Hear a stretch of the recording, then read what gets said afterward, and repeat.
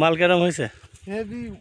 এই যে আমাদের জিরাট সুখসাগর পেঁয়াজ বীজ আনিস এগ্রো সিড কোম্পানির। না না, আপনি আমাদের পেঁয়াজ লাগিয়ে মানুষের বলবেন অন্য পেঁয়াজ, তা তো হবে না।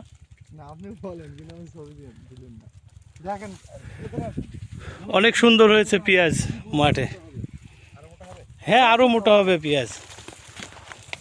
পাবে হয়েছে কি, সেচ দেওয়া যাবে না।